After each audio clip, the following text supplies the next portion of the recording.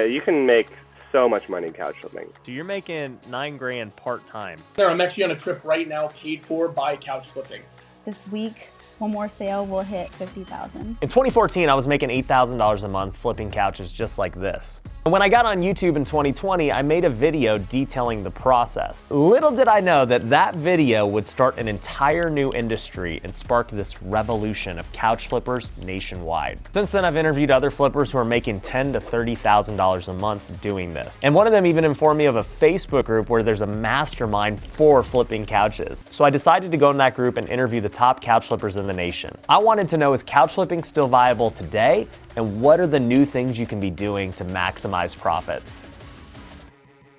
What's up, man? So tell me your name and what you're doing in the couch flipping space.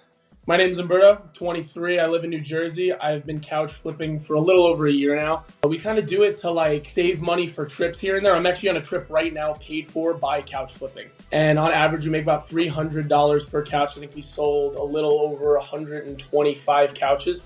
So about like 40, 50 grand in revenue. They work a full-time job as a store manager, so you can't really work a part-time job. So I was looking for something that kind of give me some extra money that would be serious money, not just $2, $3 kind of flips. I started with doing $1,000 a month, and they got up to $10,000 a month. My name is Walter Miltenberger, and I've been flipping couches and sectionals for the last 2 years or so. I probably do anywhere from like 8 to 10K a month. If I work 30 hours a week, that's a pretty busy week for me. Our net numbers are about $20,000 a month.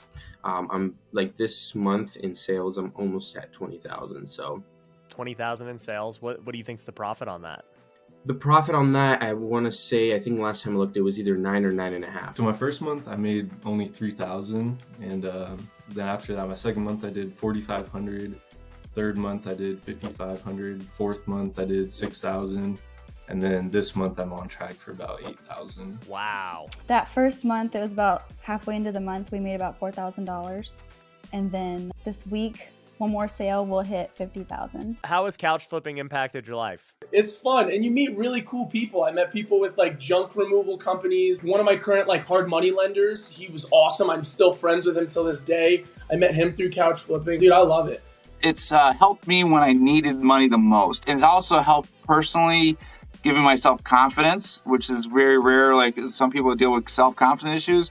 Knowing that you can go out and make some money. I always joke around, there's no excuse. You can come up with $1,000 within 7 days. So it's literally, I mean, it's changed my kids' lives. It's changed my life for sure. It's amazing. I mean, if I was working a standard job, I'd be gone from 8 a.m. to 5 or 6. They'd be asleep by 7:30, so I get an hour and a half with them during the day. Like, it's crazy how different my life would have been if I didn't, run into couch flipping. But this year, I mean, we're almost at 50,000 in sales, which is, an extra like 20, 30K in my pocket that I wouldn't have had. What's one of the craziest, funniest, scariest moments you've had flipping couches? It was really sketchy. We brought it upstairs to a family, lovely family, but underneath them was honestly like a crack house. Like there was people coming in and out. Oh, you better be careful moving things in here. It was the weirdest, dude. It was one of the weirdest experiences. And then right after that, we did a double delivery. And the lady who I picked it up from was like, I should have never given you this. I wanted to give it to someone in need. Like she was so mad that I had listed her couch for money and she gave it away for free. And I'm like, and I was like, hey, people in need don't have trucks. Like I'm doing a service here. And I didn't end up telling her this, but I delivered it to a guy in Section 8. He ended up tipping us like $100 for delivering it. He was so happy about it. He was like, this is a great couch, man. So it worked out. When my cousin and I were flipping together, we delivered a couch to a drug dealer in this like really rough part of town. And so we get there, he makes us wait like 30 minutes. He, shows up super high and like doesn't help at all. We like bring it in, like the house has bars all over the windows.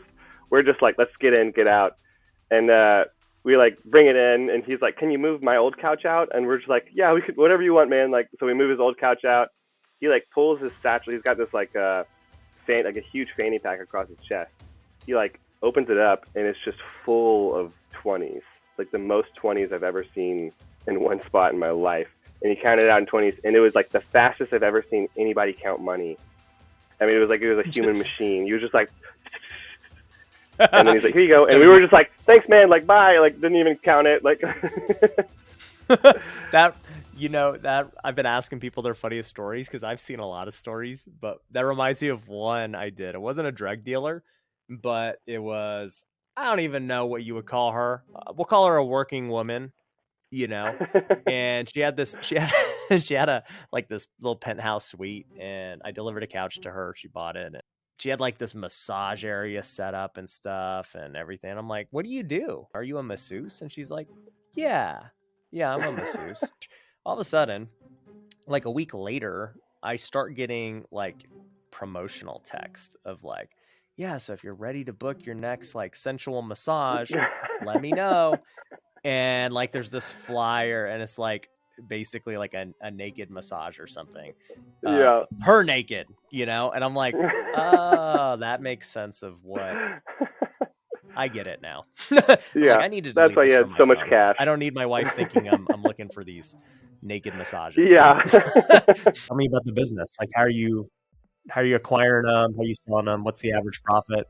When I first started flipping, I ran into the problem of I always had to be on Facebook Marketplace, OfferUp, Craigslist every 15 minutes because the deal would pop up, and if you didn't reach out right away, it was gone.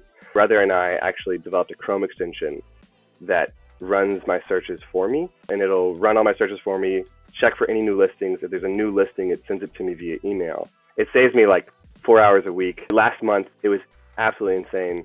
I got these 4 insane deals in a 10-day stretch and made $4.7 thousand profit off of the deals. So for me and my brother, the goal is to build that company up. We've started selling it to other couch flippers and like phone flippers, and we're kind of branching out. On the couches, I was never that smart with tech to be able to do that. So I was on my phone, just like everyone else doing it. Bro, my developer is a couch flipper. Like that was how we met. He flipped couches, came into Future Flipper, did well. I was like, dude, you're like super smart. Come work for me on my tech team. And so he's helped me develop hikes and all these things, but he still flips couches as his side hustle, even working for me full time, because he has his brother like you running the whole thing, and he's built the tech to just auto find. And I think he's doing like $30K a month. It's crazy. What we found with our current model is that we're kind of capped at how many pickups and deliveries we could do with just 1 or 2 people.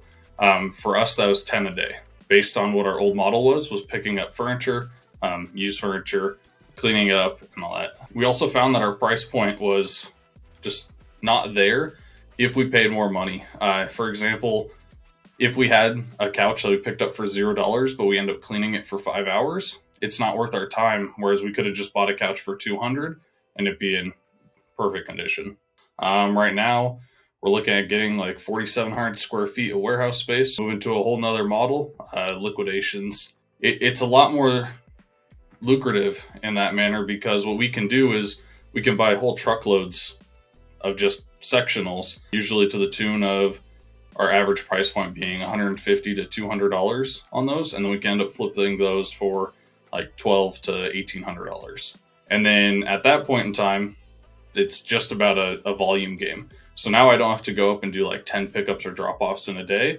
I can literally just buy a truckload of it and they come to me. Are you guys even still looking for used couches at this point? Not really. Used couches has its niche, and it's very good for beginner couch flippers because if you put in the work, you can make the money. Like in this stage in our game, it's just time's becoming a limited resource. And so how do we optimize that? I'll tell you the couple ways I found deals. So like emailing a bunch of home stagers, like I just look up home stagers Las Vegas and just type it in and email and call everyone that I see on there. Online auctions, you can get them from like liquidation places. If you look up wholesale furniture companies, Las Vegas or whatever city you're in, you can find them on there.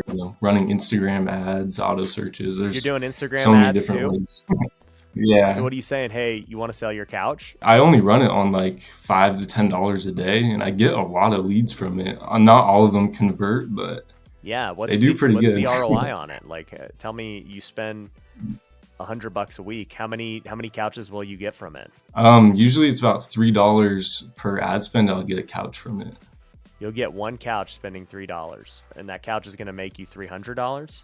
Usually the ones I've been getting on Instagram will make like 225 on. Dude, your ROAS is almost 100x. Freaking, you don't even need to look on Craigslist. Run the ads, spend 100 a day, you know, get somebody to handle. That's all they do. They negotiate couches.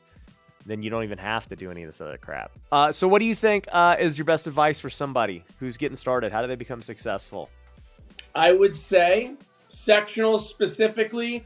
If you don't have a truck, you can still do it. Hit up your friends. Really, the big thing is logistics. It's the name of the game in couch flipping. A lot of people think it's getting a couch. It's all logistics. Is how much your gas mileage is, time you're spending getting the couch, time you're loading the couch, the efficiency level.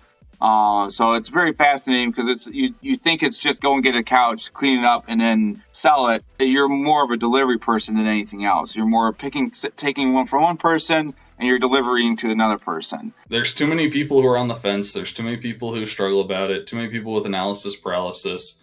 So they're like, I can't do couch flipping because X, Y, and Z. I can't do couch flipping because I don't have a truck. Great, go rent one. I can't do couch flipping because there's no trucks to rent around me. Great, go get a car with a trailer. Go get somebody with a truck. Go get somebody with a U-Haul. Go figure it out.